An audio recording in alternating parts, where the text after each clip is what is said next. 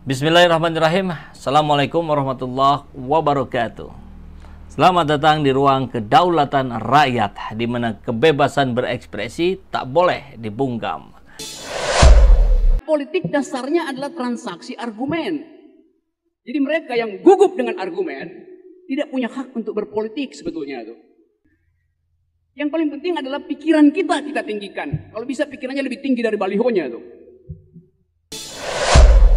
Mohon sampaikan kepada kami apa kritik Anda yang paling paling relevan untuk kepemimpinan seorang Anies. Karena nantinya kalau dia menjadi gubernur itu dia tidak mewakili dirinya saja. Termasuk saya KTP DKI Jakarta nih. Iya. Saya pengen ada sesuatu yang baru. Nah, sebagai mantan pendampingnya, apa kritikan ente bro yang paling relevan untuk itu? Nah, kritik ya. Ditanya kritiknya apa? Berarti kritik itu identik pada kekurangan. Kekurangan Anies apa? Kalau saya ditanya kekurangan Anies, saya bisa bicara. Dalam berbagai video sebelumnya pernah saya sampaikan juga. Tapi ini dari seorang Riza Patria. Kita dengarkan jawabannya. Mas Asis tadi udah ngomongin soal ini? Belum. Oh, belum. Oh, dimulai dari gue. Pertanyaannya pas untuk Bang Reza karena kan soal kepemimpinan, jadi lebih banyak tahu. Anies ini luar biasa, pinternya, diplomasinya. Dulu saya bangga Pak SBY. Pak SBY itu ngomong bagus, sistematis. Anies lebih baik dari Pak SBY.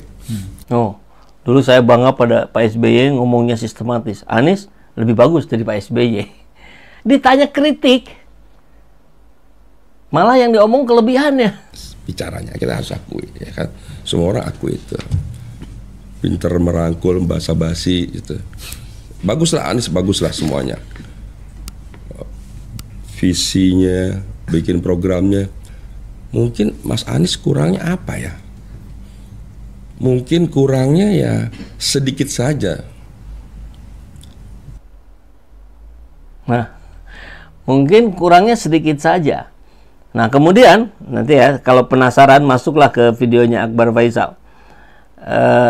Akhirnya dia berpindah topik, membahas Pak Prabowo segala macam. Sehingga Akbar Faisal bilang, loh, Prabowo sudah clear, ini yang ditanya Anies. Gimana Anies? Kemudian bicara kemana-mana lagi. Akhirnya Akbar Faisal, oh ya sudahlah, kalau memang nggak bisa menyampaikan, ya sudah, kita ganti topik. Kurang lebih begitulah. Nah, ya saya kira ini sebuah testimoni. Ditanya kritikan karena tidak ada, yang jawab malah pujian.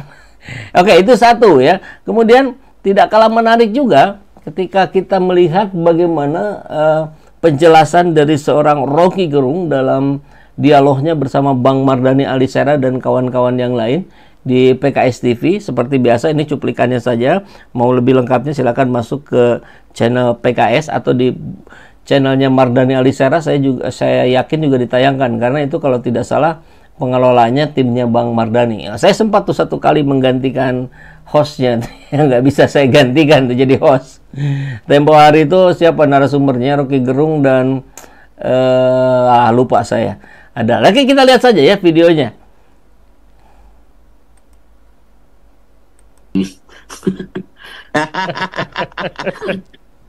Tapi saya berubah pikiran karena tadinya saya mau boykot nih PKS ini karena nggak berani nyalonin pejuang, kan itu intinya kan.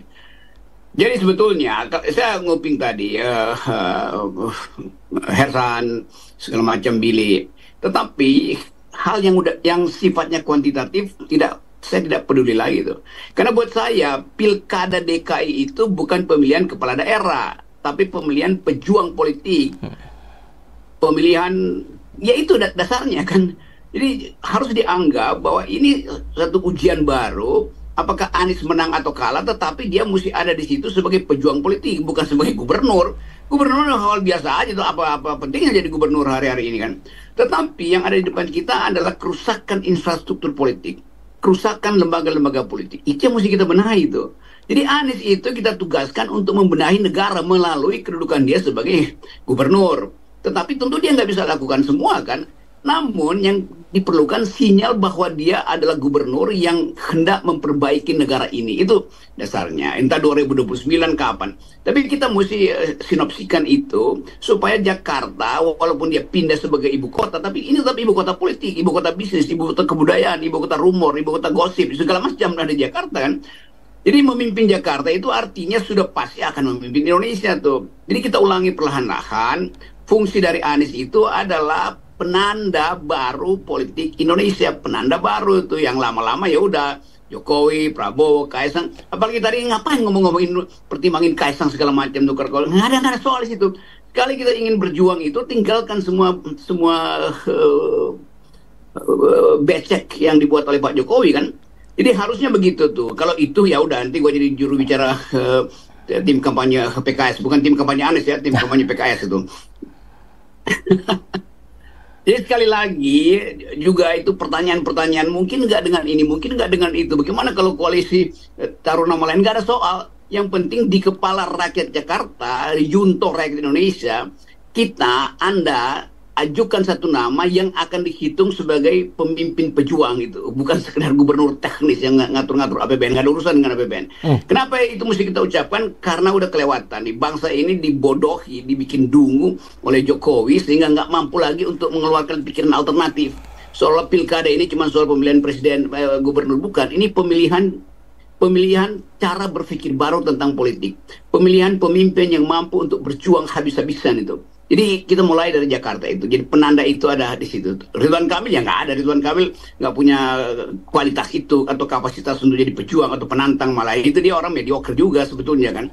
Jadi kita mau lihat itu tuh. Dan kita mesti terang-terang dikatakan, bukan saya anti Pak Ridwan Kamil, saya juga bisa puji-puji dia. Tetapi standar seseorang untuk masuk di dalam politik 2024 ke 2029 adalah pejuang, itu aja, titik. Bukan yang pamer-pamer atau main-main narasi segala macam itu. Orang yang punya ide dan mau mengatakan bahwa saya mau bertengkar dengan ide yang tidak menghalangi saya. Nah, saya mau dengar itu dilanjutkan ide-ide soal desak Anies yang sudah dibuat dengan baik sebetulnya tuh. Jadi sekali lagi poin saya bukan soal kalkulasi kuantitatif, tetapi kalkulasi untuk menghasilkan seorang yang dalam kualitas apapun berbeda dengan Prabowo, berbeda dengan Jokowi, dan berbeda dengan siapapun, apalagi dengan Ridwan Kamil. Nah, jadi kata kuncinya kurang lebih inilah, Anies kita tugaskan, ini bahasanya Rocky nih, untuk membenahi negara melalui kedudukan dia sebagai gubernur. Karena bicara Jakarta tadi itu adalah ibu kotanya informasi, ibu kotanya kebudayaan, ibu kotanya segala macam. Kalaupun jadi ke ibu kota pemerintahannya bergeser ke Penajam Pasir, Jakarta tetap menjadi epicentrum.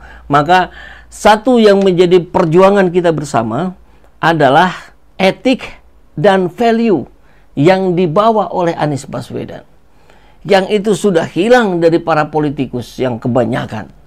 Maka perjuangan kita adalah perjuangan perubahan, perjuangan value, perjuangan etik. Dan itu bisa kita mulai dari Jakarta.